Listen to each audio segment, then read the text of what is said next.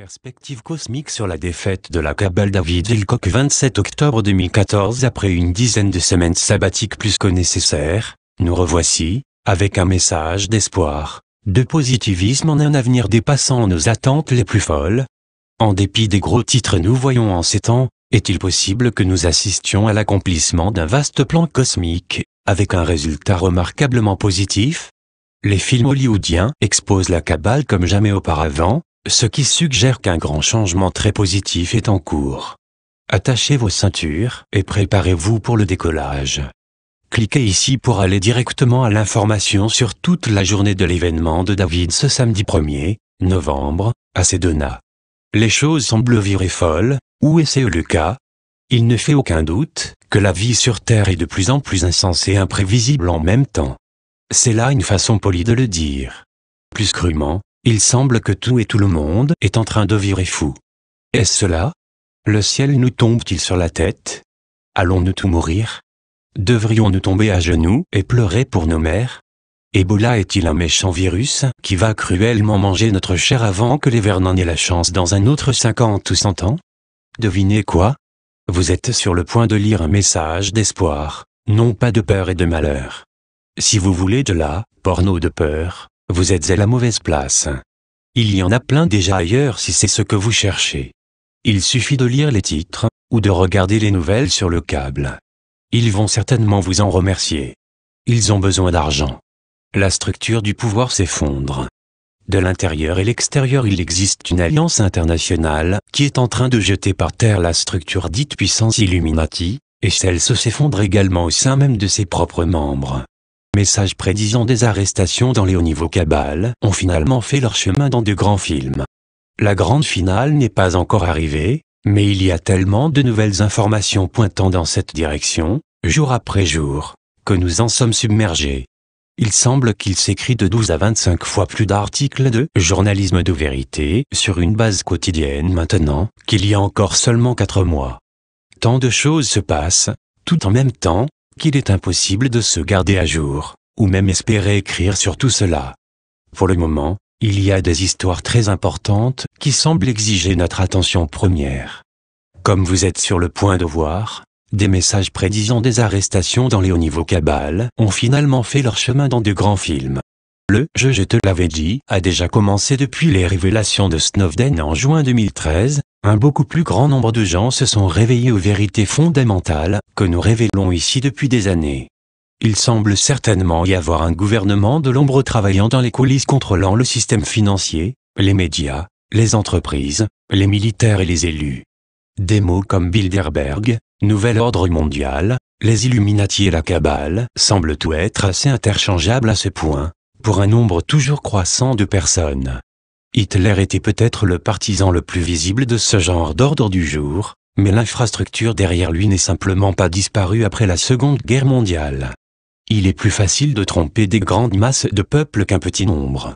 Adolf Hitler, ce grand mensonge, est devenu quelque chose que nous ne pouvons plus ignorer, à moins de nous emmurer totalement à l'écart de toute société conventionnelle. J'ai célébré 22 ans de sobriété le 21 septembre dernier. Ce n'est pas toujours facile, mais je suis beaucoup plus heureux de cette façon. Pour se guérir et se libérer d'une dépendance, vous devez d'abord reconnaître le problème. Ensuite, vous devez sans crainte prendre des mesures pour le régler. Quelle chance pour les dirigeants que les hommes ne pensent pas. Adolf Hitler, vous ne pouvez pas l'ignorer, les jeunes désireux de profiter de vos films ou de la musique pop se font toujours de plus en plus présenter une trahison après l'autre, à mesure que des symboles lucifériens leur sont jetés en pleine face. Les grands menteurs sont aussi de grands magiciens. Adolf Hitler lui seul, qui est propriétaire de la jeunesse, gagne l'avenir. Adolf Hitler profère un gros mensonge, présente-le de simple manière, continue à le redire, et ils finiront par le croire. Adolf Hitler, par l'utilisation habile et soutenue de la propagande, on peut faire croire au peuple que le ciel est l'enfer, ou qu'une vie extrêmement misérable est le paradis. Adolf Hitler, je crois aujourd'hui que ma conduite est conforme à la volonté du Créateur Tout-Puissant. Adolf Hitler n'est pas accepté de la façon dont il l'espérait. Des quantités spectaculaires d'argent sont dépensées dans une tentative de refonte de l'image luciférienne pour en faire une tendance cool et branchée, tentative de remarque imagerie luciférienne comme si elle était la hanche, cool et branchée, mais ça ne marche pas. Il y a un nombre incalculable de vidéos YouTube dénonçant la Kabbale et qui ont cumulé des millions de visionnements. Pensez que pour une minute, TV ne reçoit plus ces chiffres.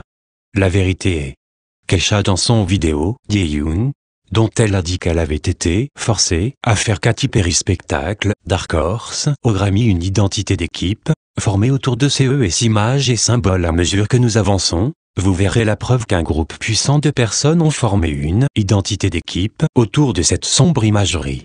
Ils ne croient pas qu'ils sont les méchants. En fait, ils croient qu'ils vont sauver l'humanité d'un Dieu malfaisant et tyrannique. Toutes les idées chrétiennes, disant que Lucifer sera vaincu, sont radiées comme étant des superstitions ignorantes, propagées par un faux Dieu malfaisant, qu'ils appellent Adonai. À leur avis, Lucifer est le bon gars incompris, qui a été expulsé du panthéon céleste et serait tombé sur la terre pour avoir contesté une dictature corrompue. Ils croient que Lucifer est le porteur de la sagesse et de la connaissance, et que la domination sur la terre lui appartient et qu'il l'amènera vers un glorieux nouvel ordre mondial. Toutes les idées chrétiennes, disant que Lucifer sera vaincu, sont écartées comme étant des superstitions ignorantes, propagées par un faux Dieu malfaisant, qu'ils appellent Adonai. On leur apprend à haïr tous les chrétiens, les considérant comme l'incarnation de l'oppression elle-même, la répression de la sexualité, de la connaissance et de la liberté. Leurs membres sont très puissants, et ont mené des campagnes de publicité, dans l'espoir de gagner le contrôle et l'acceptation à grande échelle. Certains points de l'histoire, qui ont été utilisés pour les relier en tant que groupe, ne sont connus que par très peu de gens, et vont maintenant être discutés sur ce site pour la première fois. Gilligan Island, une des choses que vous trouvez lorsque vous commencez à parler à des initiés qui ont un accès direct aux secrets de haut niveau et que ce plan est commencé depuis longtemps. Selon NPR, Sherwood Schwartz, le créateur de la série classique de 1965 L'île de Gilligan, a modelé les personnages selon les 7 péchés capitaux. Est-ce que l'île de Gilligan était une métaphore de l'enfer? Pauvres naufragés. Chaque semaine, ils devaient trouver un moyen pour s'échapper de l'île. Chaque semaine Gilligan contrecarrait leur plan, habituellement avec la meilleure des intentions. Des années après la fin de l'émission, son créateur, Sherwood Schwartz, a admis que chacun des personnages représentait l'un des 7 péchés capitaux, l'orgueil, le professeur, la colère, Skipper, Lust, Ginger, et le reste. Gilligan était censé être paresseux. Mais une observation plus détaillée indique que l'île pouvait bien avoir été l'enfer, et Gilligan, vêtu de rouge, le diable qui les gardait sur son île. La plupart des gens qui écrivent sur cette théorie disent que Skipper personnifia la colère et la gourmandise. Rappelez-vous, c'est de NPR. L'île de Gilligan et les 7 péchés capitaux en 1965, le public américain a vu pour la première fois l'histoire fantaisiste de Gilligan et 6 autres malheureux naufragés, pris au piège sur une petite île du Pacifique, quand leur croisière de plaisance s'est terminée dans un naufrage violent. Tout au long du spectacle, qui s'est déroulé pendant 3 ans, 98 épisodes, les habitants de l'île ont tenté de quitter l'île par la diffusion de messages radio, signaux de fumée, la réparation de l'amino, la construction d'un radeau, et la fixation d'une combinaison de plongée profonde, pour permettre Gilligan à marcher le long du plancher de l'océan, pour retourner à Hawaï. L'île était un bas monde style Sartre où tout le monde est un pêcheur, et Gilligan et Lucifer, toujours vêtus de rouge et sabotant toute tentative d'évasion.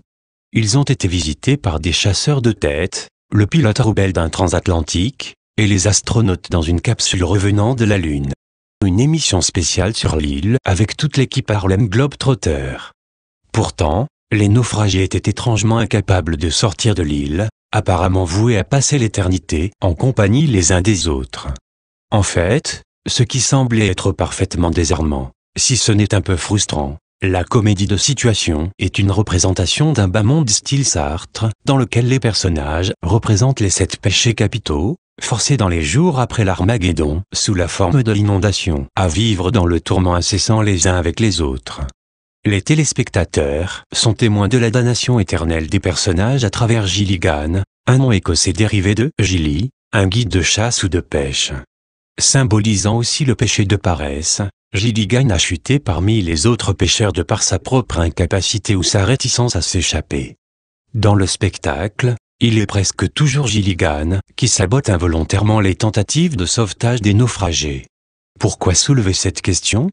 Sherwood Schwartz, le créateur de l'île de Gilligan, savait ce qu'il faisait, ainsi qu'il l'a révélé dans son livre. Gilligan apparaît comme un homme maladroit, toujours dénommé « mon petit gars » par le capitaine, et portant toujours rouge. L'île de Gilligan pourrait être une métaphore précoce de la façon dont la cabale se voit se servir l'humour bon enfant et de la tromperie pour nous maintenir en esclavage. La cabale aime présenter des choses comme ça, pensant que personne n'a l'estomac bien voir ce qu'est vraiment le spectacle, même si c'est évident. Une fois que vous commencez à ouvrir votre esprit et considérer que la cabale peut en effet exister, vous pouvez voir que l'île de Gilligan pourrait bien être une métaphore TV précoce de la façon dont il voit l'humanité. Il se présente comme le ridicule, film comique, faire des films apparemment insensés et des émissions de télévision, c'était au milieu des années 1960 et se déguisant comme étant inoffensif. Dans un même temps, ils font de leur mieux pour s'assurer que nous restons tous dans leur ligne directrice, et que personne dans la société ne peut s'élever au-dessus de leurs propres émotions négatives.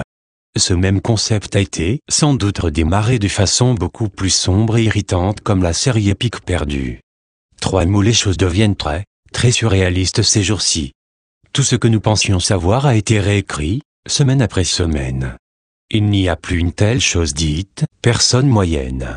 Chaque personne se réveille très vite à une réalité plus grande. C'est assez étonnant à voir. Une fois que les plus importantes arrestations se produiront et les tribunaux commenceront, tout le monde va dire les 3 mêmes mots. Plus la cabale est exposée, plus il semble travailler pour créer une épidémie non-stop de l'hyperventilation alarmiste dans les médias corporatifs. Les dernières étapes de l'exposition et de la défaite de l'ordre du jour négatif se déplacent en position. Cela devient de plus en plus clair, évident et indéniable. Vous ne pouvez pas le voir encore. Vous ne pouvez pas oser croire qu'il y a un moyen d'en sortir. De par sa conception, toute la situation semble être apparemment impossible à résoudre, ce qui nécessite l'exercice de la foi pour réussir à voir tout le chemin comme positif. Néanmoins, les 3 simples mots que tout le monde diront une fois que cet ordre du jour mondialiste sera finalement désagrégé, sont très simples, nous le savions. Un soulèvement se forme. Comment ces artistes pop-musique peuvent-ils utiliser l'imagerie publicitaire luciférienne de manière aussi flagrante? Savent-ils ce qu'ils font? Et pourquoi tout cela? Il y a un lien commun entre tous les artistes exposant cette imagerie, dont Lady Gaga, Katy Perry, Britney Spears, Miley Cyrus, Nicki Minaj et Rihanna. Ils partagent tous le même producteur. Kesha a rompu les rangs et a déposé une plainte contre ce même individu, le Dr Luke. Il ressemble à une personne tout à fait normale, ordinaire, avec une bonne humeur, ce qui rend plus difficile de croire ces allégations. Il peut avoir été mis là-bas comme un bouc émissaire, par des joueurs beaucoup plus puissants qui lui disent quoi faire. Dr Luke lui-même peut révéler qu'il a été maltraité, torturé et menacé, s'il a à passer devant un tribunal un jour. S'il vous plaît, gardez cela à l'esprit.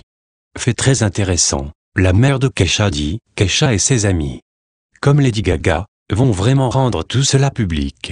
Un article de Daily Mail expose un abus sur 10 ans subi par Kesha dans l'industrie de la musique. Cela devrait attirer l'attention de tout le monde. Alors que tout le monde est innocent jusqu'à preuve du contraire, les témoignages peuvent également être utilisés pour établir la preuve. Dr dit 18e, Kesha a écrit des lettres aux fans révélées abus du producteur. Dr Luke nous a torturés, moi et ma famille. Dans des lettres que Kesha écrit à un de ses fans. Des mois avant que la plainte pour viol ne soit devenue publique, elle révèle que son producteur, Dr Luke, a abusé d'elle. Symbole plus la pop star, dans ses lettres à ses fans, a identifié son abuseur, Dr Luke. Symbole plus selon les sources, durant sa réhabilitation, elle a confié au médecin que son producteur abusait d'elle. Symbole plus la mère de Kesha a prétendument inondé de courriels l'avocat de Dr Luke. Symbole plus elle a menacé de tout révéler au public s'il n'annulait pas son contrat. Symbole plus la chanteuse déclare dans cette nouvelle poursuite qu'elle a été abusée tant sexuellement que physiquement mentalement et émotionnellement, par le producteur de musique de 41 ans symbole plus Dr Luke, a contre-attaqué l'accusant de mentir pour se libérer de son contrat. La chanteuse identifie spécifiquement par écrit un de ses fans, le magnat de la musique de 41 ans, comme étant son agresseur. Dr Luke nous a torturés, moi et ma famille. Il a fait ce que les gens savent déjà à ce propos, et même plus et de tellement plus terrible. Le duo s'est dès lors engagé dans une bataille juridique hargneuse suite à la déclaration de Kesha dans un procès, qu'elle avait été sexuellement, physiquement, verbalement et émotionnellement abusée, par le producteur d'une manière prolifique sur une période de 10 ans. Pendant ce temps, dans un courriel obtenu par TMZ, la mère de Kesha aurait écrit « Nous, moi et Kesha et ses amis. Comme Lady Gaga, allons rendre tout cela vraiment public, dans les prochains jours. » Les viols de Luke sur Kesha remontent jusqu'à l'époque de ses 18 ans. Kesha affirme que les présumés mauvais traitements ont commencé au début, quand elle a signé son contrat avec le producteur à succès, qui est connu pour la production de certains des plus grands succès de la musique pop au goût de Katy Perry et Britney Spears. Dr Luke aurait fait des avances sexuelles répétées à son égard et utilisé drogue et alcool pour faire baisser ses défenses. Kesha affirme que le Dr Luke l'aurait menacé que, si jamais elle mentionne le viol à qui que ce soit, il briserait sa carrière, lui enlèverait tous ses droits d'édition et d'enregistrement, et qu'il allait aussi détruire non seulement sa vie, mais aussi la vie de sa famille entière. La poursuite allègue également qu'il a aussi menacé sa sécurité personnelle et celle de sa famille. L'avocat de Kesha, Marc Jarago, a déclaré à TMZ: les faits présentés dans notre procès donnent l'image d'un homme qui contrôle et qui est prêt à commettre d'horribles actes de violence dans le but d'intimider une jeune artiste talentueuse et impressionnable et ainsi la soumettre pour propre son bénéfice personnel. Dr Luke a produit tous les grands succès de Kesha, y compris TikTok, We Are Who We Are et Your Love Is Me Drug.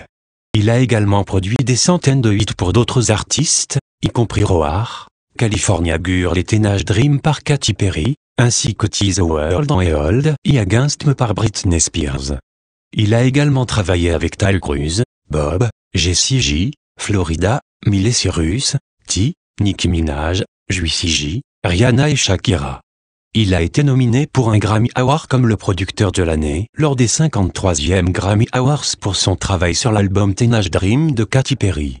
Maintenant, regardons la vision d'ensemble pour la musique pop des médias populaires. Le cas de Kesha est devenu pour Hollywood tout aussi révélateur que les Cabrian Singer et de Corey Feldman chorégraphie. Et Marc Jarago est un gorille, en termes juridiques, défendant Michael Jackson, Gary Candy, Winona Ryder et bien d'autres, ainsi que la poursuite de Whitney Water. Je vais maintenant reproduire un extrait de notre The Cloaking Lucifer, pièce à insérer dans le contexte, car cela explique pourquoi le procès de Kesha est si important. Soumettez votre demande par le port des symboles VH1 déclare que dans la vidéo d'Yeon, Kesha a présenté sa demande Illuminati. Cela donne à penser que vous pourriez faire la même chose en affichant leurs symboles. Kesha soumet sa demande Illuminati, avec des triangles, des orgies et cops au lieu de licornes, de paillettes et James Van Der Beek. Cette fois, elle engagea une bande de danseurs en tenue à faire peur intéressante à se tordre autour du désert, tandis que Kadolar pose sur un matelas et danse devant un pentagramme.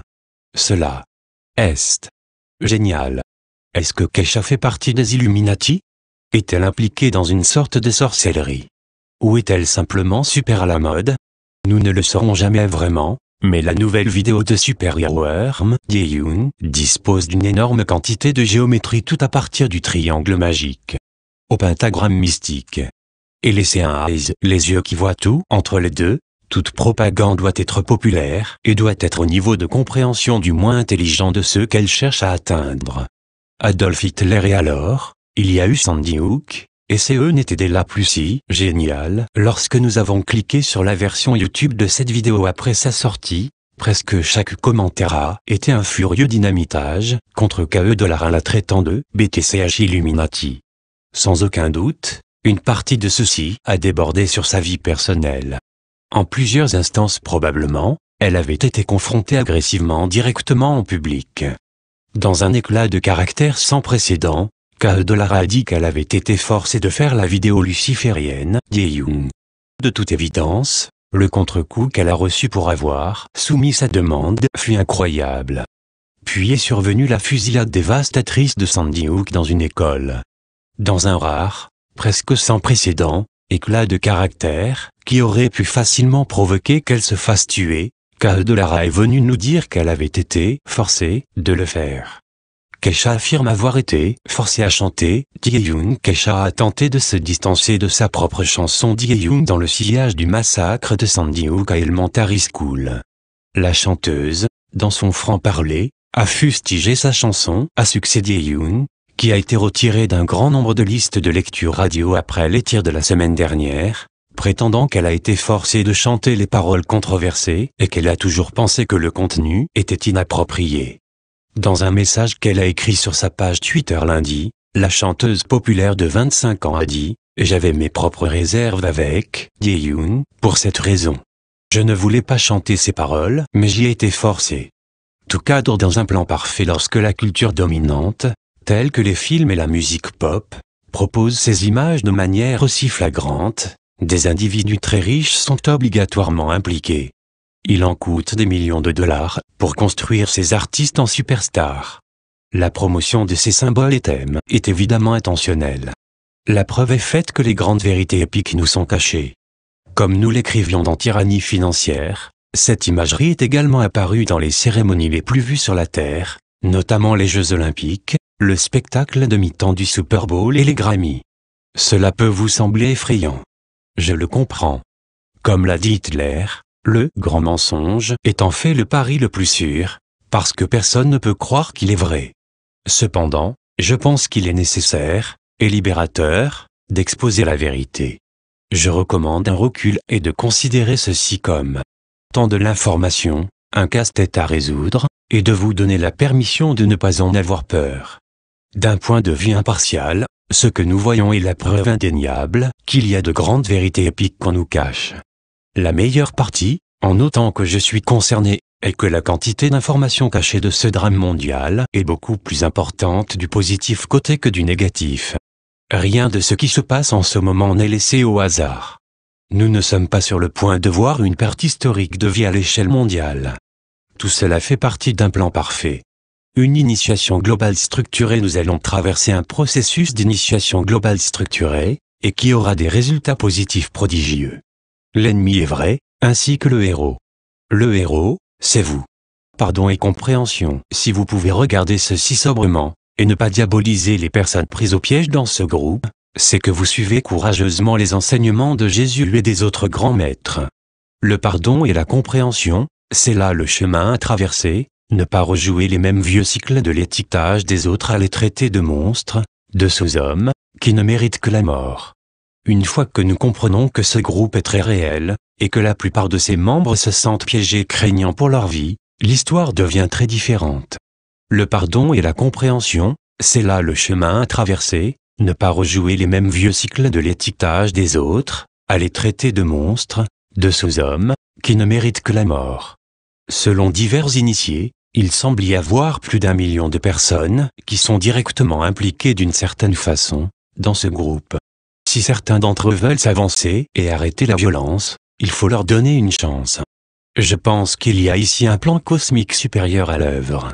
Si nous les déshumanisons unilatéralement comme étant des non-personnes, alors nous aurons échoué à cette épreuve. Ce test est intégré dans le flux et le reflux de l'histoire elle-même. Rien n'est laissé au hasard.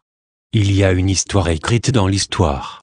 Chaque événement majeur que nous traversons est intelligemment structuré, pour notre propre évolution spirituelle, et il a sa place dans l'histoire. Cela semble impossible de croire. C'est très certainement un point de vue non traditionnel, mais la preuve est accablante, et soutenue par les grandes traditions religieuses.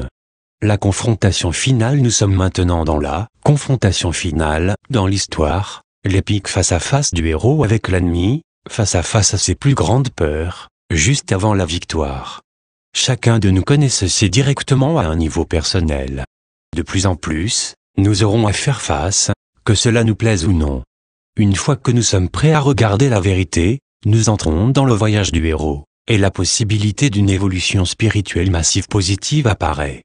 Dans mon dernier livre, La clé de synchronicité, j'ai utilisé des preuves scientifiques remarquables pour avancer ce cas. Grâce à l'utilisation de la répétition des cycles de l'histoire, les incontournables événements peuvent se produire à quelques jours les uns des autres. Ces cycles de l'histoire apparaissent dans la Bible et beaucoup d'autres grands textes spirituels. Ils travaillent de façon si précise que les événements se répètent souvent à quelques jours l'un de l'autre.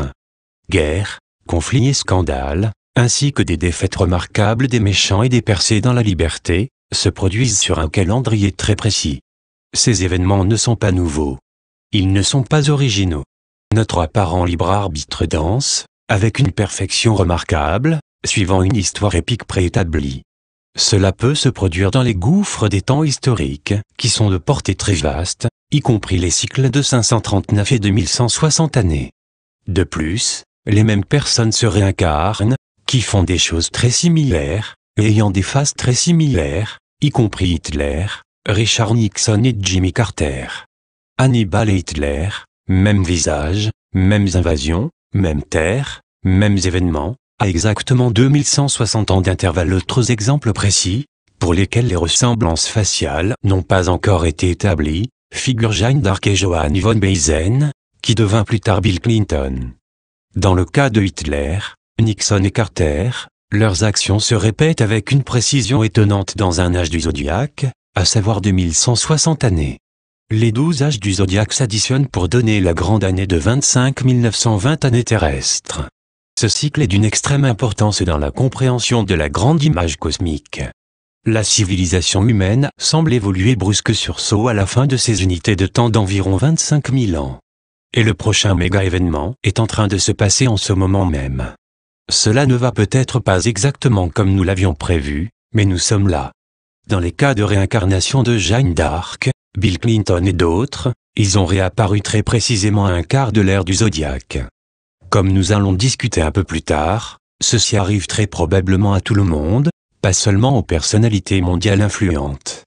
539 ans fonctionne beaucoup mieux normalement, nous supposons que d'un quart de cycle de zodiaque, ou de 1160 divisé par 4, serait de 540 ans. Un des mystères de cette science sacrée est que 539 années, 7 fois 77, fonctionne beaucoup mieux que 540 lorsque nous calculons effectivement les cycles et les appliquons à notre histoire. Il existe un lien étonnant de 1 à 1 entre le 9/11e et la bataille de Puck, exactement 539 années d'écart, presque jour pour jour. Il existe un lien étonnant de 1 à 1 entre le 9/11e et la bataille de Puck, exactement à 539 années d'écart, presque jour pour jour. Le jour où les tours jumelles ont été frappées avec des avions était à seulement 6 jours après que, dans le cycle précédent, se soit abattue une pluie de milliers de flèches des arbalètes. La bataille de Puck était la lutte pour définir l'avenir de l'Europe dans son propre temps. Ceci est uniquement d'un ensemble d'événements qui sont si semblables les uns aux autres, dans le temps et son contenu, qu'il est impensable d'essayer de la considérer comme une coïncidence ou une théorie du complot. Je l'ai découvert en prenant simplement 9/11e et remonté 539 années dans le passé, pour arriver à la fenêtre de septembre 1462. Une fois que je pensais à qui Clinton, Bush et le Congrès avaient été dans le cycle précédent, de nombreuses pièces communicantes se mirent à s'emboîter magnifiquement. Ceci est beaucoup trop complexe pour l'exposer dans un seul article. Cela prend un livre de 500 pages pour expliquer correctement tout cela, et un chapitre entier axé seulement sur 9/11e. La faction de nazis va perdre, les cycles le confirment. Cette même connexion de cycles révèle en fin de compte que la faction nazie secrète apportée aux États-Unis après la Seconde Guerre mondiale, dans le projet Paperclip, va perdre cette bataille épique dans notre temps. La faction, qui a perdu la guerre en 1462, était nul autre que les chevaliers teutoniques allemands, prédécesseurs cycliques de la Kabbale. Il est remarquable de regarder le film le deuxième plus grand de l'année, Captain America, le soldat de l'hiver, et voir une préfiguration précise de cet événement massif, y compris un fort soupçon de l'épopée d'histoire, les arrestations qui se produiront en haut niveau. Aucune de ces données n'était disponible quand j'ai écrit La clé de la synchronicité, car les dernières modifications importantes au manuscrit ont été apportées en avril 2013. À partir de mai, seuls les mots simples pouvaient être modifiés en conformité avec les demandes de l'éditeur. Lisons les scènes clés de Iron Man 3 et Captain America, TWS Iron Man 3 a été le deuxième plus grand film de l'année 2013, après The Hunger Games. Captain America, TWS toujours le deuxième plus grand film de l'année 2014, après Gardiens de la Galaxie. Vu ainsi, ces deux films Marvel/Stanley donnent une fenêtre remarquable et indéniable sur l'Alliance, qui travaille pour vaincre la cabale. Bien que l'Alliance ne peut pas encore se faire connaître ouvertement du public, ces deux films font de très fortes révélations de ce qu'ils sont en train de construire jusqu'à date. Dans les deux cas, je pense que nous assistons à des opérations bien financées par l'Alliance, dont certains agents travaillent au sein de l'armée américaine, pour nous informer de ce qui se passe dans les coulisses. Le mandarin, un parallèle très intéressant de Isis. Nous allons commencer avec Iron Man 3, dans lequel le héros Tony Stark affronte le méchant Ben Ladenesque mandarin, joué par Ben Kingsley, dans son quartier général. Ce qui se passe est très surprenant, considérant que le mandarin a interrompu la télédiffusion et s'est avéré être le terroriste ultime de notre temps. L'art du leadership consiste à consolider l'attention des personnes contre un seul adversaire et en prenant soin que rien ne va perturber cette attention. Adolf Hitler. Il est étonnant de voir la flambée aubaine médiatique Isis après que ce soit démasqué par Iron Man 3 dans l'ensemble du programme dans le dialogue que vous vous apprêtez à lire, tout juste un an auparavant.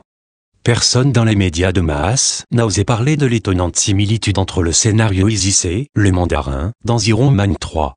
La confrontation entre Tony Stark et le mandarin, la scène clé que nous donnerons du dialogue, commence à partir de 1h14 et 26 secondes à 1h18 et 23 secondes.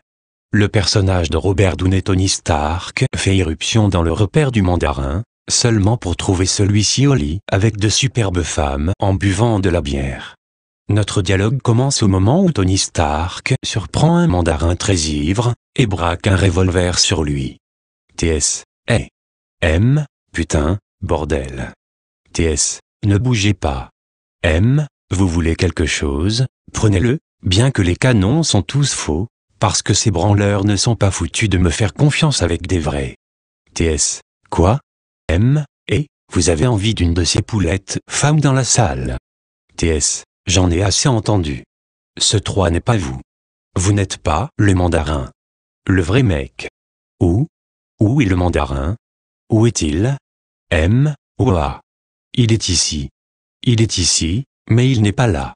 Il est ici, mais il n'est pas ici. TS. Que voulez-vous dire? M. C'est compliqué. C'est compliqué. TS. Ah oui? M. C'est compliqué.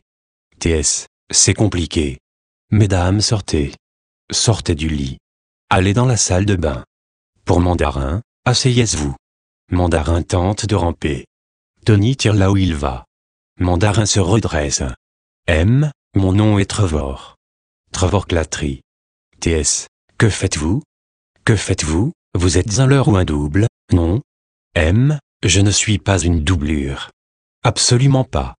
Tony agite le pistolet vers lui encore plus. Ne me pas blessez pas au visage. Je suis un acteur. TS. Vous avez 1 minute pour vivre. Remplissez-la avec des mots.